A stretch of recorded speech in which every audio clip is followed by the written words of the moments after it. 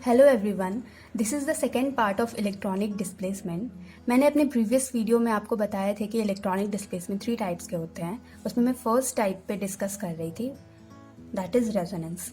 मैंने बताया था कि रेजोनेंस 6 टाइप्स के होते हैं।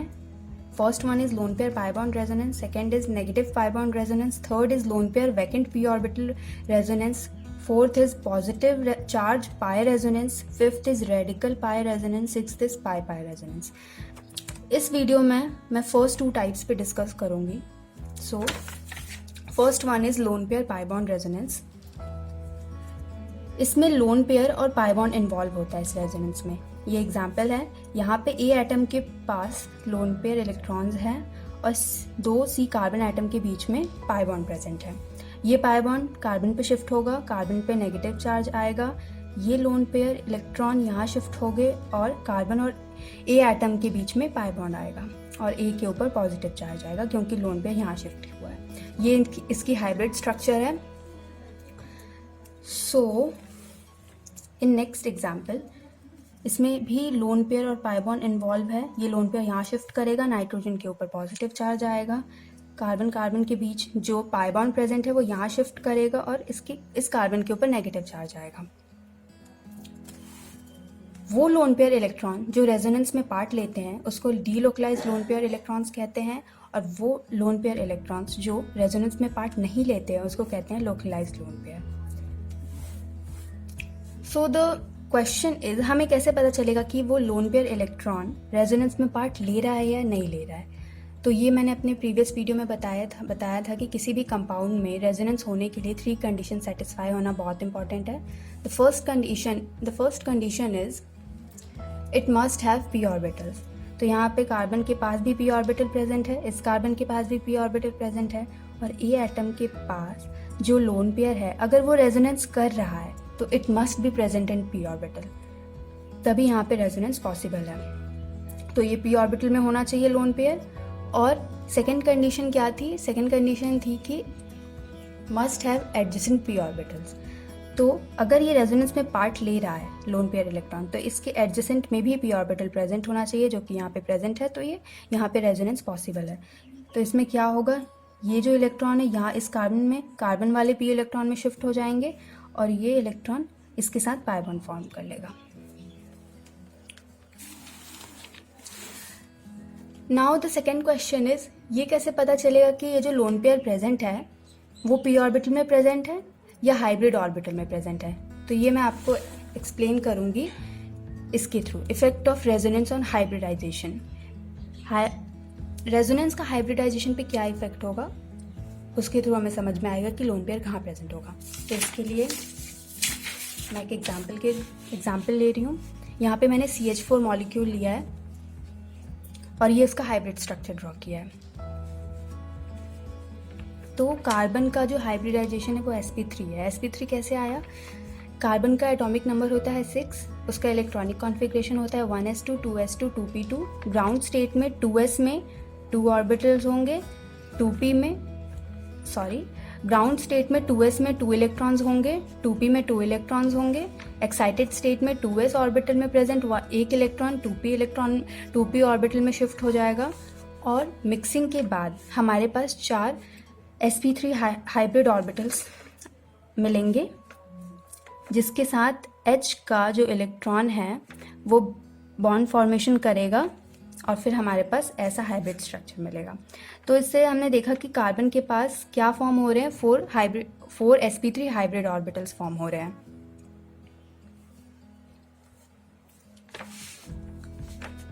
कार्बन का हाइब्रिडाइजेशन क्या हो गया, इससे sp3 हमें पता चल गया। मिक्सिंग से क्या होता है?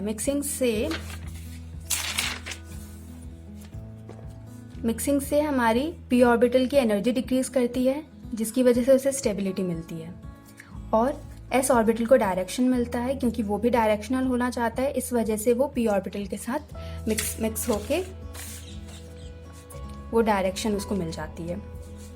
तो ही गया।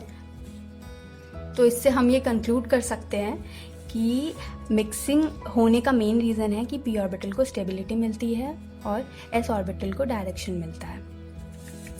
तो यहाँ पे हमें कार्बन का हाइब्रिडाइजेशन पता चल गया, sp3 है। अब हम नेक्स्ट एग्जांपल में देखेंगे। यहाँ पे तो कार्बन के पास कोई लोन पेयर इलेक्ट्रॉन नहीं थे, तो उसका हाइब्रिडाइजेशन पता करना इजी था। अब ऐसे एग्जांपल में जहाँ नाइट्रोजन के पास लोन पेयर इलेक्ट्रॉन्स प्रेजेंट है, उस कंडीशन में नाइट्रोजन का हाइब्रिडाइजेशन क्या होगा और ये हमें कैसे पता चलेगा कि ये loan pair electron p orbital में प्रेजेंट है या हाइब्रिड ऑर्बिटल में, ये समझते हैं। यहाँ पे नाइट्रोजन का एटॉमिक नंबर होता है 7, इसका इलेक्ट्रॉनिक कॉन्फ़िगरेशन ये है। ग्राउंड स्टेट में इलेक्ट्रॉन्स ऐसे डिस्ट्रीब्यूट होंगे। एक्साइटेड स्टेट में 2s का एक इलेक्ट्रॉन 2p ऑर्बिटल में शिफ्ट हो जाएगा और मिक्सिंग के बाद हमें 4 sp3 हाइब्रिड ऑर्बिटल्स मिलेंगे, जिसमें एक ऑर्बिटल में 2 इलेक्ट्रॉन्स प्रेजेंट होंगे। लेकिन स्टेबिलिटी गेन करने के लिए p ऑर्बिटल्स में जो ये 2 इलेक्ट्रॉन प्रेजेंट हैं, ये हाइब्रिडाइजेशन में पार्ट ना लेकर ये p ऑर्बिटल्स में ही रहेंगे और ये किस में पार्ट लेंगे, रेजोनेंस में। क्यों? क्योंकि यहाँ पे हमें दिख रहा है नाइट्रोजन के एडजेसेंट p ऑर्बिटल प्रेजेंट है, तो यहाँ पे ये जो लोन पेयर इलेक्ट्रॉन्स है ये p ऑर्बिटल में ही प्रेजेंट रहेंगे और हाइब्रिडाइजेशन में पार्ट नहीं लेंगे। तो हमारे पास मिक्सिंग के बाद क्या मिलेगा, 3 sp2 हाइब्रिडाइज्ड ऑर्बिटल मिलेंगे। तो यहाँ से हमें पता चला कि नाइट्रोजन का हाइब्रिडाइजेशन क्या होगा, sp2, क्योंकि हमें sp2 हाइब्रिड ऑर्बिटल्स मिले हैं।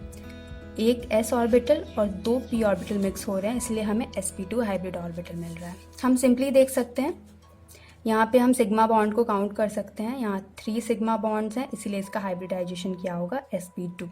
यहाँ पे भी हम सिग्मा बॉन्ड्स को काउंट कर सकते थे, 1 2 3 4। यहाँ 4 सिग्मा बॉन्ड प्रेजेंट है, इसीलिए इसका हाइब्रिडाइजेशन क्या है, sp3। तो हम यहाँ से ये कंक्लूड कर सकते हैं कि लोन पेयर इलेक्ट्रॉन के एडजेसेंट अगर कोई वैकेंट p ऑर्बिटल प्रेजेंट है तो वो रेजोनेंस में पार्ट लेगा, हाइब्रिडाइजेशन में पार्ट नहीं लेगा। रेजोनेंस में पार्ट लेने की वजह से उसको स्टेबिलिटी मिलेगी और वो मॉलिक्यूल बहुत ज़्यादा स्टेबल होगा। तो अगर किसी लोन पेयर इलेक्ट्रॉन के adjacent vacant p orbital present है तो रेजोनेंस में पार्ट लेगा, हाइब्रिडाइजेशन में पार्ट नहीं लेगा। तो यहाँ पे ये लोन पेयर, इसके adjacent vacant p orbital present है तो ये रेजोनेंस में पार्ट लेगा। रेजोनेंस में पार्ट लेने के बाद उसका हाइब्रिड स्ट्रक्चर ऐसा होगा, ये लोन पेयर इलेक्ट्रॉन इसके साथ पाई बॉन्ड फॉर्म करेगा और ये इलेक्ट्रॉन्स यहाँ कार्बन में शिफ्ट हो जाएंगे। तो रेजोनेंस के बाद हमें ये हाइब्रिड स्ट्रक्चर मिलेगा और n का हाइब्रिडाइजेशन क्या है, sp2। कुछ और एग्जांपल्स देखते हैं।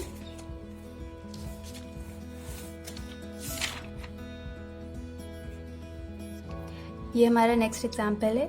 यहाँ पे जो लोन पेयर इलेक्ट्रॉन प्रेजेंट है, इसके एडजेसेंट कोई भी वैकेंट p ऑर्बिटल प्रेजेंट नहीं है, तो ये लोन पेयर इलेक्ट्रॉन रेजोनेंस में पार्ट नहीं ले सकता है और इसीलिए ये p ऑर्बिटल में भी नहीं जाएगा और ये हाइब्रिडाइजेशन में पार्ट लेकर ये हाइब्रिड ऑर्बिटल में जाएगा।